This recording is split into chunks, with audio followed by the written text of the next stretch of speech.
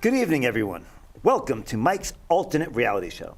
I'm Mike Veazey, and this is the show I put together to talk to creative people that are out there pursuing their passions. Singers, filmmakers, comedians. Tonight, we have a terrific episode. Comedian Lou Stone Borenstein has written 2 one-act plays that we will present right here in the studio. He is a comedian, an improviser, an actor, and a writer. Hope I didn't say that twice.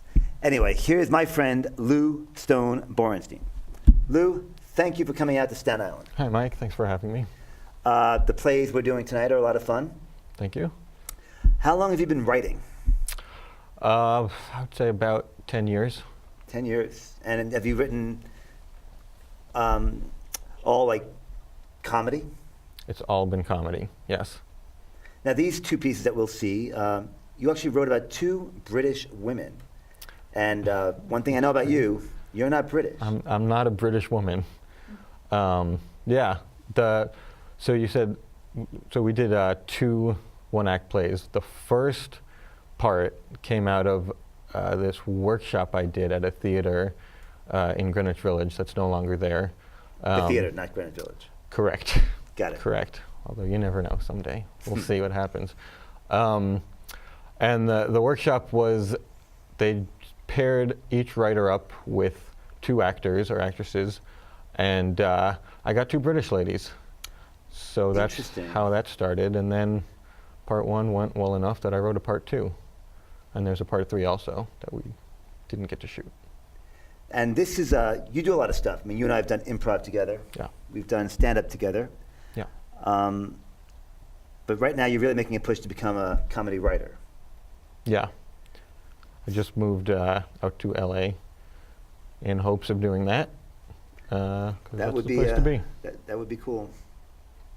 Which were the shows you liked that influenced you? Like growing up, what were your favorite comedies? I guess as a writer, I always think of The Simpsons in the first 8 to 10 years as just the absolute best, most clever, funniest, just absolute best writing. Yeah, I think that's accurate. I think you could say at least the first 5 years of The Simpsons are probably the funniest half-hour series. Yeah, ever. But beyond just funny, I mean, it's just so witty and just good storytelling and everything that you want in a comedy. And any other shows? Well, Or writers, for that matter. As far as comedy goes, most of that, this is why I write instead of talk. Most of the classics that you would think of, Cheers and Seinfeld and All in the Family and, today Modern Family, 30 Rock I thought was great, just that inane comedy on TV that we didn't get much of before that. And then some dramas too. You asked about writers, Aaron Sorkin and The West Wing. I mean, it's a great drama, but it's also, I think, really good comedy. Yeah, that's all. I mean, a couple of years back, probably about 20 years back, there was a thing called the dramedy. Have you heard of dramedies? Yeah. And I never really got that concept. They were saying, oh, it's a comedy of drama. It's a mix of comedy and drama. It's a dramedy. But the fact is, the great shows always did that anyway. I mean, All in the Family, Roseanne. Exactly. The great comedies were dramatic, and the great dramas were comedic. Exactly. But they were what they were, tons of humor in and it wasn't just a hodgepodge of 2 things. That's a good point. Yeah. So you're out in LA now. How are you liking it? I actually like LA a lot. Everybody in New York told me that I would and should hate it. I like the city a lot. It's a big adjustment, and I changed everything about my life. I have to. As I moved there, so. You grew up in Manhattan, right? Yeah, and I've never really lived anywhere else. It's got to be a huge change, But you fortunately won a car last year. Do you want to talk about that at all? Yeah, sure. I was a contestant, as you know, on Wheel of Fortune, and I won a car, a trip, and some cash. And in a sense, it sort of financed my trip or my move. You move. Yeah. When a guy in Manhattan wins a car, I guess he moves to LA. Yeah, it's one of the few, and since they taped it in New York, it's one of the few Wheel of Fortunes where they're giving away cars, but there's no room to put the car on the stage. Oh, wow. Yeah. So you had to take their word for it, I guess. Yes. So, and are you still doing stand-up at all? Yes. I took a little break before I moved, but in LA, I have been hitting some open mics, and I just got booked for a spot at one of the clubs out there. So Excellent. that's, it's good news for starting out. Yeah, that was quick. You That's haven't all been right. out there that long. So, okay, why don't we set up the first play? Okay. Do you want to introduce it, or do you want to just let it? Well, I told you how it came about in the first place. I guess the other thing I'll tell you about it is one of the requirements for that particular workshop was that you had to work in a Mark Twain quote into your piece. Fascinating. Okay. And it's very easy to spot. Okay. Here is Constance and Florence, Part 1, written by Lou Stone Borenstein.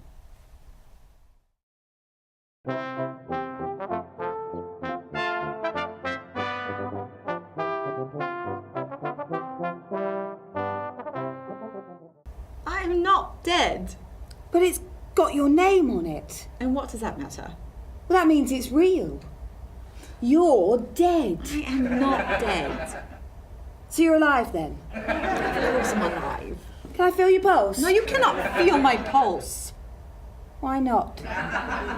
It's the principle of the matter. Under any other circumstance, I would let you feel my pulse, but if I tell you I'm alive, you should trust me I'm alive. But it's a death certificate It's a mistake. with your name on it. It's a mistake. That's England for you. With your real name on it. Oh, of course it's worse in the States. I've never been to the States. You should fix that. Go with Eddie. Eddie and I don't have much to talk about. Sorry. I could tell him my best friend's dead. I am not dead. Interesting subject. It's not interesting. It's not true. Eddie liked talking to James. James? I broke up with James. I'm seeing Pierce now. How's he handling it? Handling what? You being dead and all. I am not dead. Sometimes I feel dead inside. Don't say that. Oh, it's better than being completely dead and all. Stop saying I'm dead! Well, I don't have to say it. This death certificate says it with your real name on it. Who's to say that's my real name? I'm no Patricia Chiswick. That is a horrible name for me, Florence. That's my name, Florence Rivers. Never been to Italy either. Of course, it's not like your name. Constance Tadpole. Fits you perfectly. Never even thought about changing my name. I have thought about dying. Constance, please. What? You've never thought about dying? Well, I must admit I have been thinking about it ever since this came in the post. I don't get much post. It's a curious thing, but if the government thinks I'm dead, what happens if they find me? What? The government looks for dead people. Better yet, what happens if they don't find me? Let's say I run a traffic light and they match my name to my plate.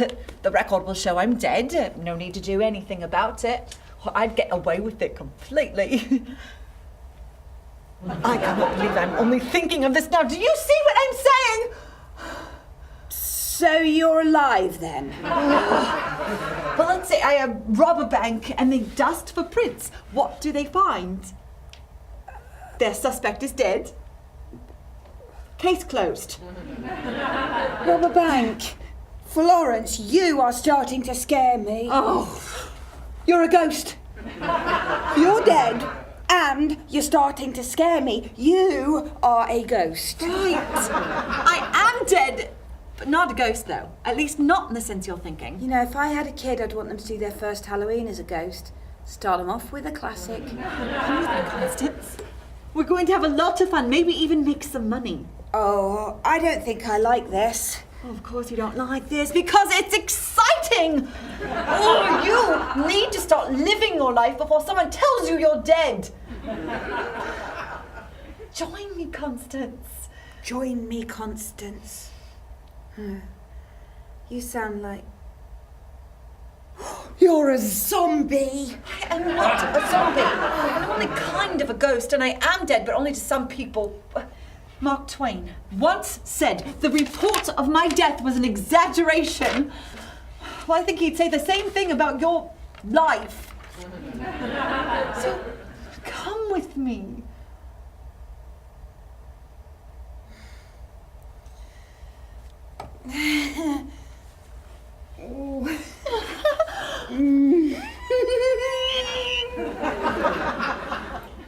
I can't. It's fine. Fine.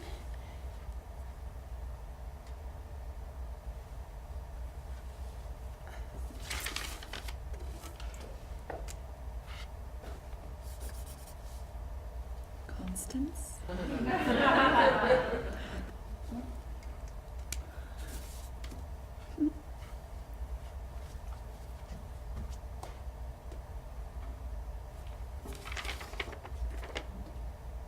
I'm not dead.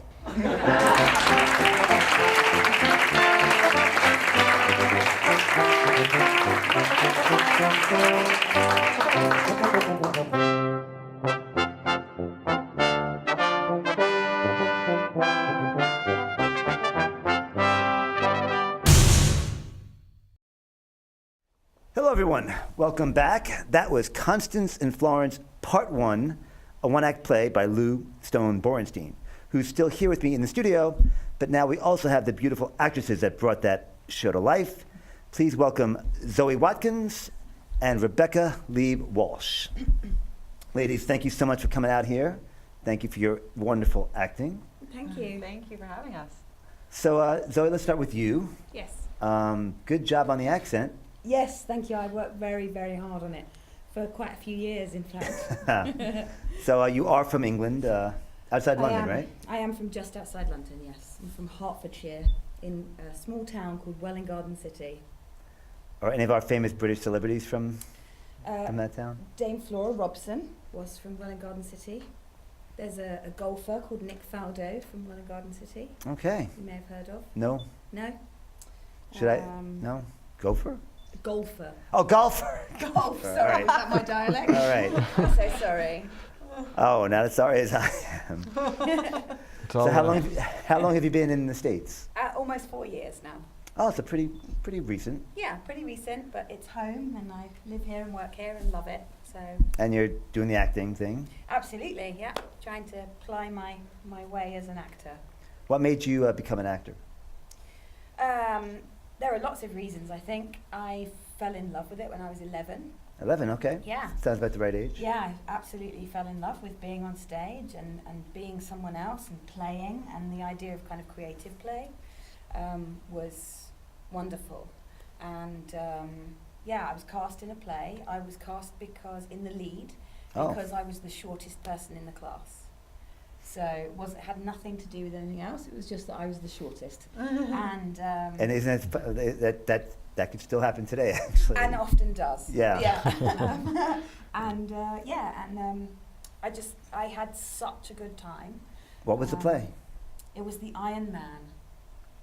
Iron Man? The Iron Man, as in the story of the Iron Man, you know, with Hogarth, the little boy, and the giant, and he takes over the world, and there's a monster and stuff. So you playing a little boy? I was playing the little boy. Wow, so Yeah. you were cross-gendering and stuff. Yeah. A lot of yeah. acting. I was a very short tomboy. I'm And so it was a part made for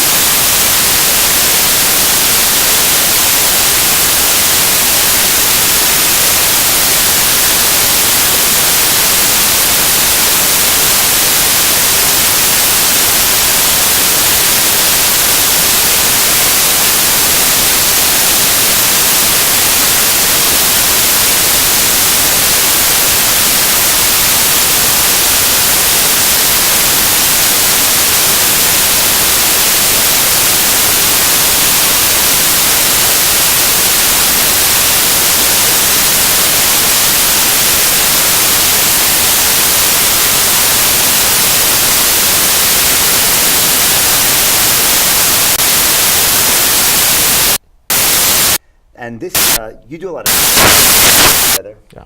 You've done stand-up.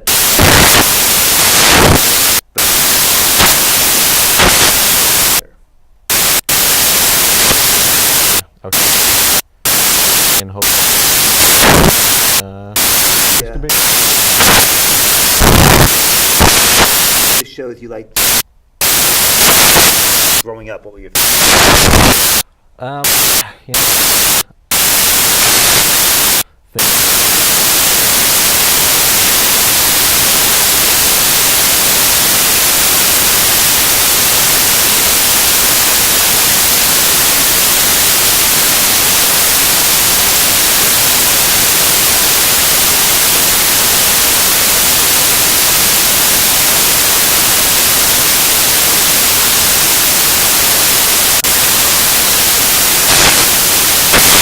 everything that you comedy.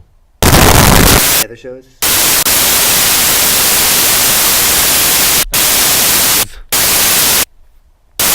Comedy comedy goes. Most of that. This is why.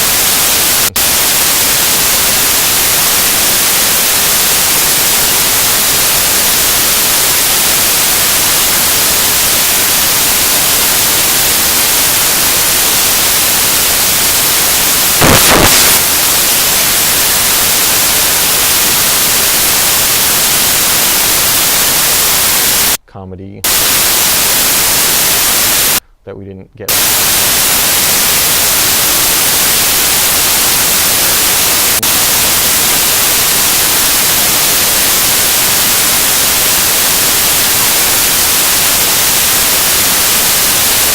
You heard it.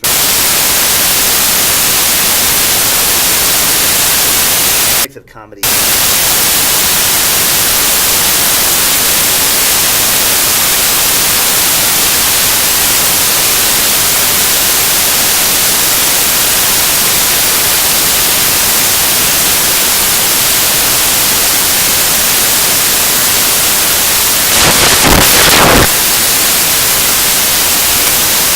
Actually,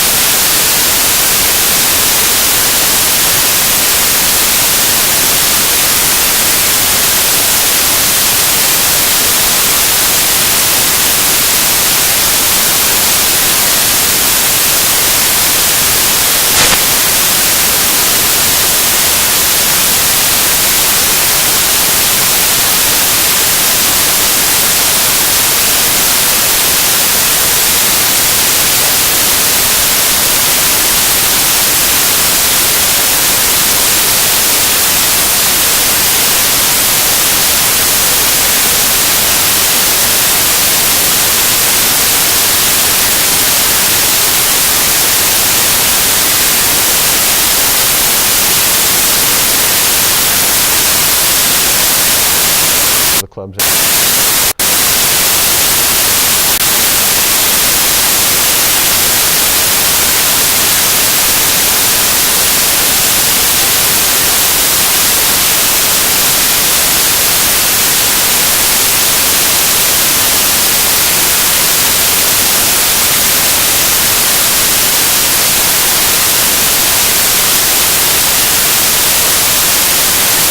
That you had to.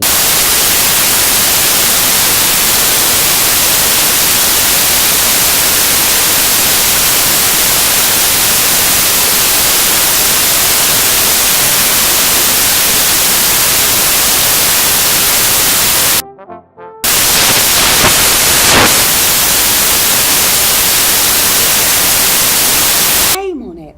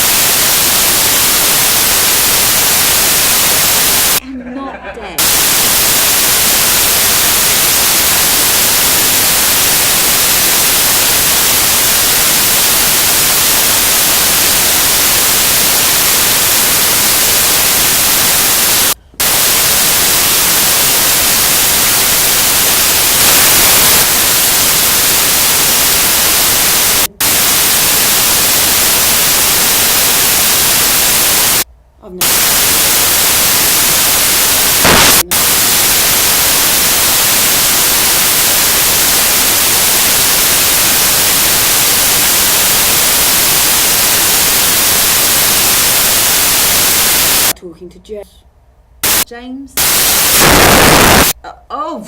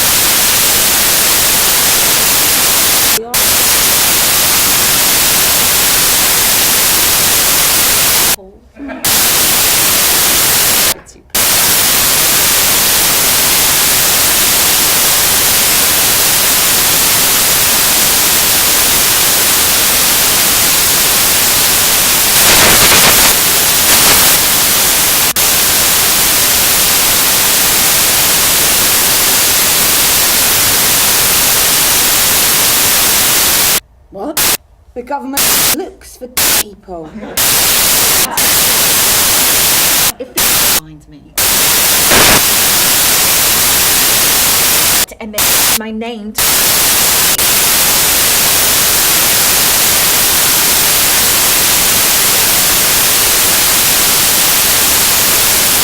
do you see?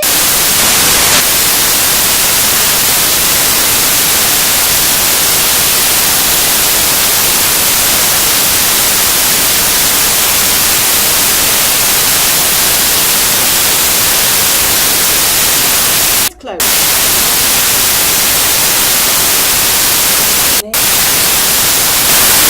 You're a ghost. You.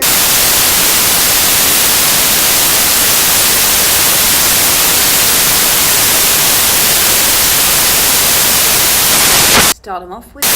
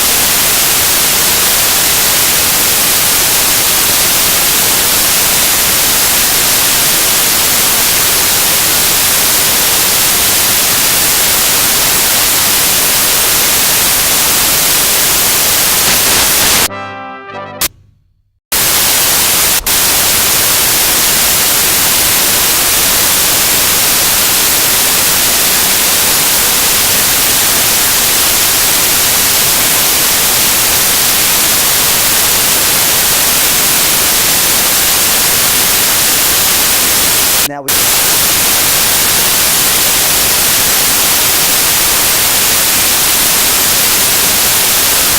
Hawkins.